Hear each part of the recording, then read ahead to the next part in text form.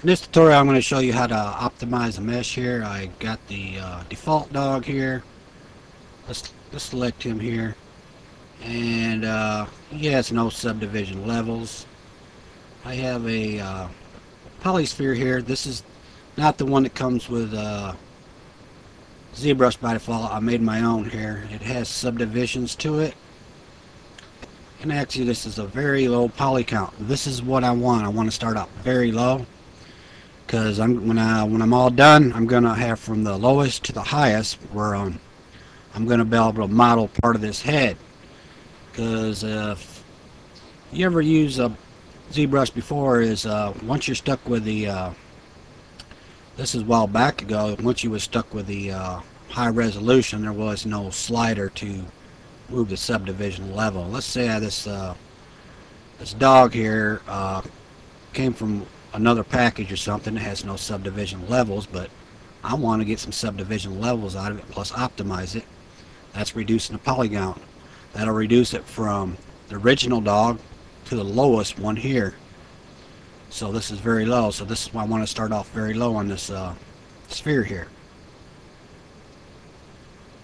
As you can see, I got a subtool here. Now this is going to take some experimentation here. So let's make sure my transformation's on. Let's scale this up. Now I use two different materials in here because when I turn on my transparency, I'll be able to see what I'm doing. Alright, we're going to just go ahead and kick this up just a little bit just to start with. And we're going to project all. Now let's take a look at this. We can see what did and what didn't get projected. Alright, we're going to turn this back on and we're going to Control Z this. Let's go ahead and divide that one more time. And let's go ahead and start moving these problem areas and fixing them. So I believe this one was here a little bit, so let me draw my draw size up a little bit. We'll bring it closer to the mesh to make it more resemble the mesh. Just project it, take a look. Having little problems up by the eye area there. Control Z that. Just bring the eyes in just a little bit. Let's take another look at that. Alright, the eye arrows looks pretty good now. Let's hide this one, take a look. The ears didn't quite take. That's okay. So it's kind of down by the mouth and the side of the mouth there. So let's turn that on. Control Z this. Let's bring this up just a little bit and project it. That's a little bit to the front. You can see you don't have to be real accurate. And there you go. Let's turn that back on. Control Z this. I'm not going to concentrate on the ears right now. Now let's kick this subdivision up quite a bit. Let's go to number 5 and let's project that. Let's take a look. Now I got it now. This caused another problem, as you can see here. So we're just going to Control Z this and we're going to try fixing this. It looks like it was just on that one side. I'm going to turn my transformation off here. Let's bring that in just a little bit.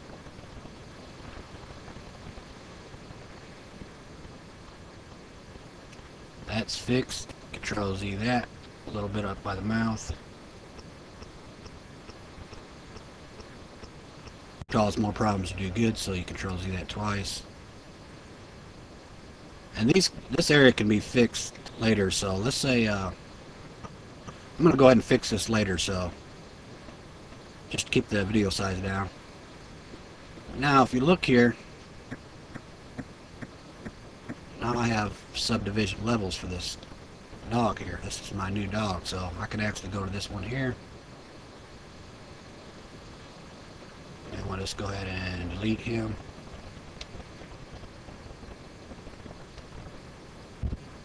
We'll select the smooth brush. Let's scale this up a little bit. Reason why it's jagged back here is because I didn't do the whole dog, so that's just going to look like that no matter which way you look at it.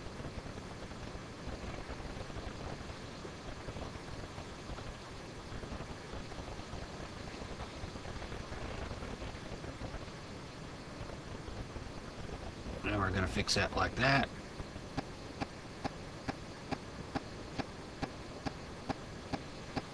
And you can see there's a little white there, that's fine. That's why I used two different color materials so I could see what I was doing. If I was go to texture, and as soon as I click this colorize, this will go back to the same material, so you can see that. And I can go ahead and turn my cemetery back on. A little too much there. Kick the intensity way down.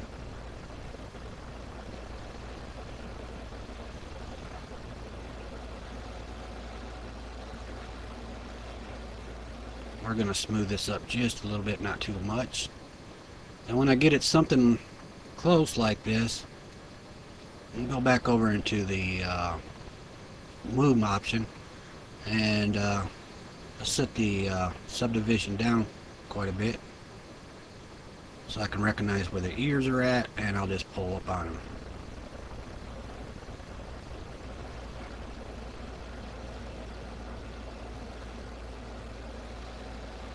And the colorize got back on there, and that's pretty much now I got my new mesh here, and I got all my subdivision levels back. I'm up to 5, and I can go all the way down to 1, 2, 3, 4, 5. And that's why I started with a low sphere to the original dog. You don't want to start with a high sphere. You want to start with something low. As you can see, I paused the video and I got my new topology mesh in the front, and here's the original dog in the background, and they pretty much resemble the same structure. Let's go ahead and clear the canvas here. Let's load this other dog up here.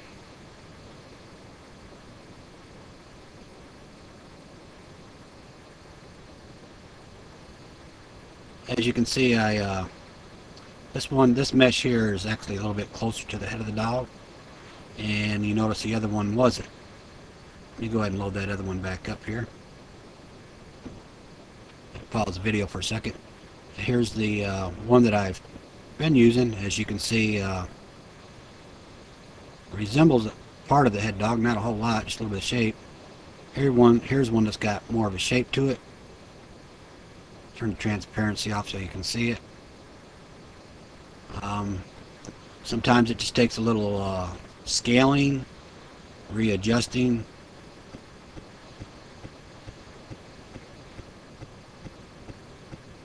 Let's just go ahead and scale this down just a little bit.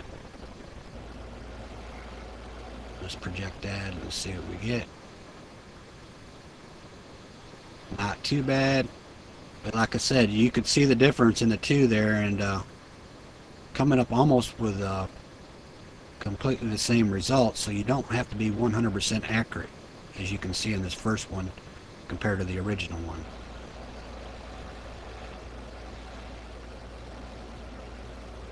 Control Z that.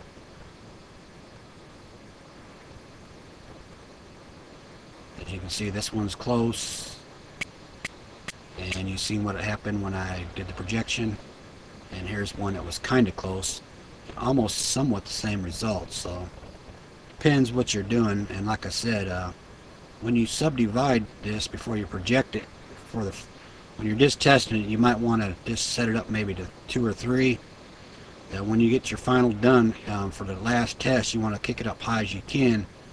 That way your lowest subdivision level, which will be the sphere, will go to your highest subdivision level that you subdivided.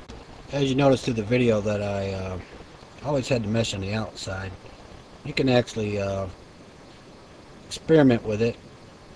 Go ahead and scale this down a little bit. And we'll move it down just a little bit.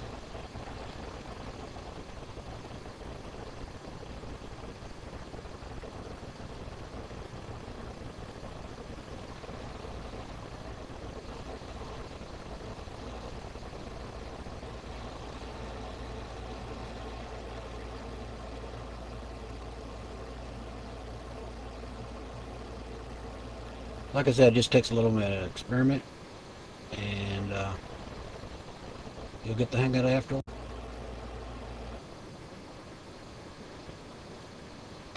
Alright, here's my new mesh.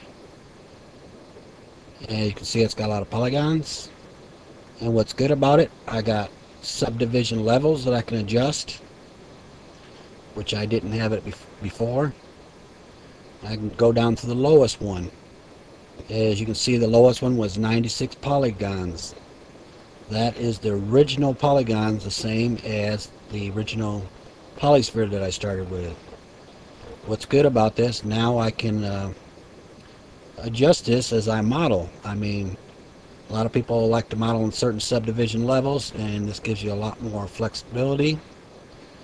And let me show you something here. Let's go ahead and clear the canvas here.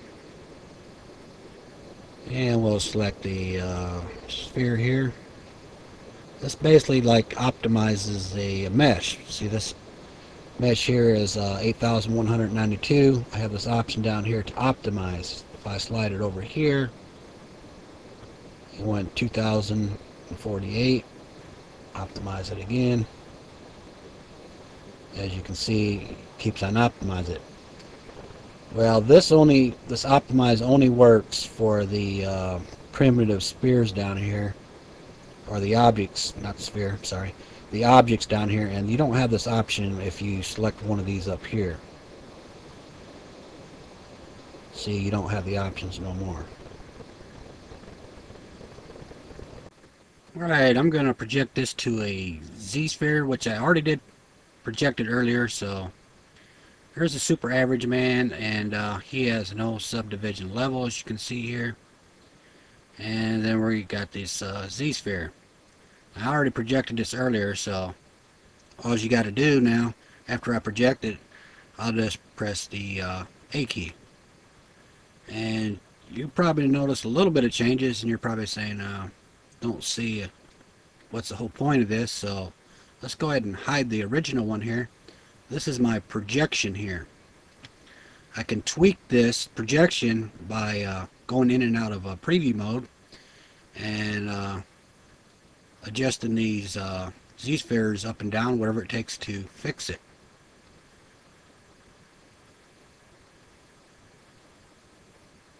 Well, I'm not going to go into full detail in fixing this because the toes and the fingers are very fine detail, and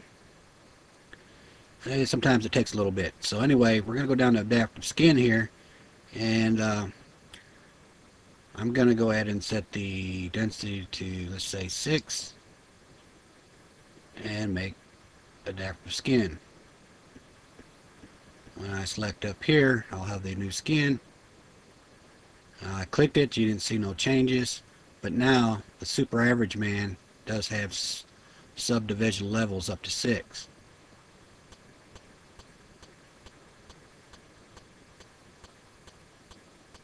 Let me load you one up that I did a fairly decent job on. Alright, I'm going to be using this base mesh by Nick here. And you can see his website up here. This is where I got the free mesh. Alright, I got this one here. I killed the subdivision. I ain't really tried this a whole lot with any imported OBJs from another package, but seems to be working fairly well in this way. But anyway, as you can see, this one here, I killed the subdivision, and he's got a lot of polygons here. Then I'm going to select this base mesh here, and I'm going to go ahead and I'm going to go down into the rigging and select the mesh. Then I'm going to select the Spider-Man here, and I'm going to go, since I had these all lined up earlier, then I'm going to go to preview. You're probably thinking, wow, you just previewed it. Well, actually what happened is it transferred the information from the ZSphere to the mesh. I can adjust how high I want it. We'll set it to 6. I want to go overdo it. Then I'm going to set this and I'll make it an adaptive skin. Let's go up here and select the skin base as it switched over here. Now I got subdivision levels for my mesh. So this is basically transferring the ZSphere at the lowest subdivision level and getting high subdivision level out of it. As here is the original one. If I click it, you can see it has no subdivision level, and the skin base does. Anyway, thank you very much.